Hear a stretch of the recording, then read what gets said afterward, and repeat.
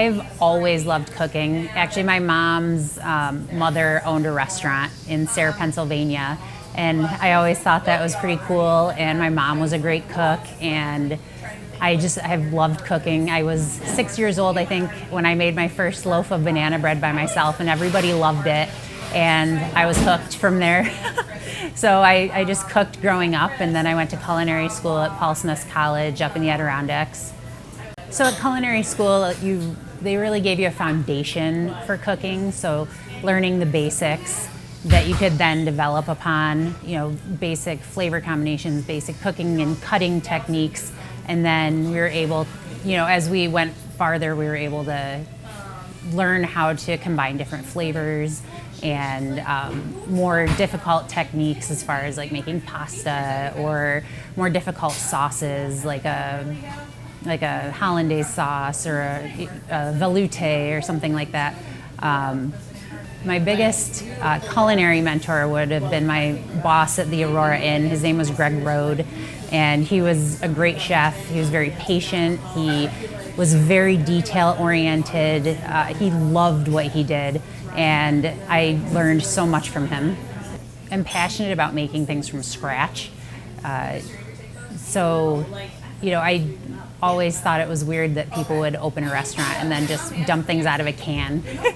I like to make things from scratch. I like the technique. I like cooking things that are healthy for people, that will make them feel good, that maybe provokes a memory of their past because of a similar flavor profile as something their grandma made,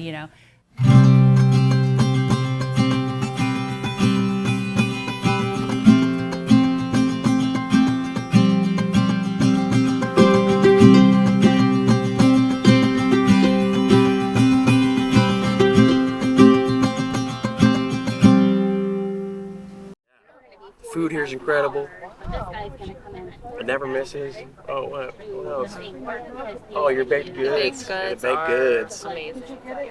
Incredible. While I was working at the Aurora Inn, we were having a staff meeting, and the general manager randomly asked me what my plans were after I left the Aurora Inn. And I, at the time, didn't have any plans of leaving, but it did make me think about what I would do in the future. And I was like, well, maybe I'll open my own restaurant one day.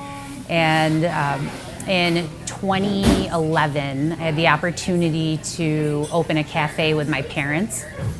We ran Zuzu Cafe in Seneca Falls for 2 years, and it didn't end up working out. I realized that it was very difficult to work with your parents. I love them, but it was a difficult thing to do. So I went back to the Aurora Inn after that. And then a family friend of ours, Menzo Case, he was the president of Generations Bank, approached me one day and asked if I'd be interested in opening a cafe in the new Generations Bank headquarters that was being built in Seneca Falls. And it was exactly what I had been waiting for. Like, how sometimes you have an idea of what you want to do, but you're just waiting for everything to align to be able to do that. And that was the moment. And the rest is history. It's been a great time so far.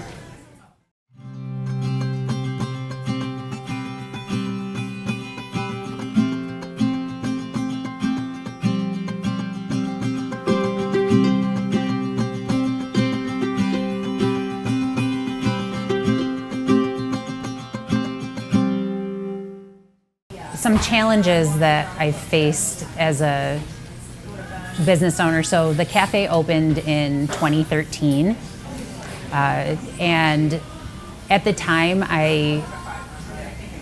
we were doing different things with food than other people in the area were doing, and I think we have helped push people out of their comfort zone as far as what they eat around here.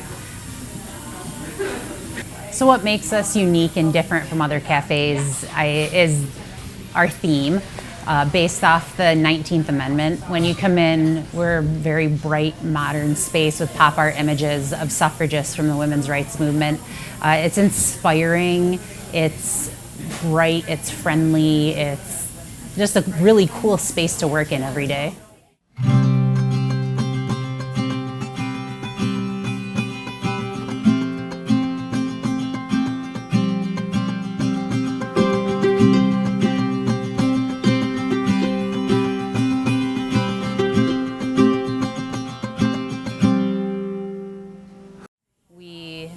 love our local community. We are involved in a lot of charities. We always donate butterfly cookies to the Pathway Home for their butterfly release. We sponsor a softball team every year. We go to the Rotary's Chocolate Extravaganza every year. We love that. That's probably our favorite event of the year because we always make a chocolate creation that gets entered into a competition, and it's a lot of fun. We actually won this year. We support Phoebe's Canine Resort. We love their Purses for Paws fundraiser that they do every year. Anything that we're able to do in the community, we try to do. As I told you, I went to culinary school, and the food and the quality of the product that we're serving is really the most important thing to me. We make everything from scratch, all of our soups, salad dressings. We roast our own meats and shave them. All of our pastries are made from scratch by our pastry chef, Lauren. We roast our own coffee.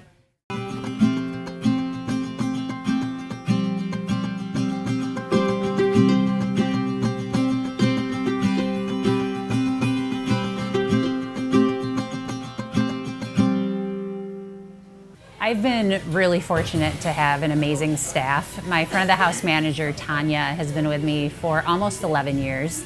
My kitchen manager, JJ, has been with me for almost 11 years. He started about a month after Tanya did. They're hard workers, they're dedicated, they're detail oriented, they're amazing.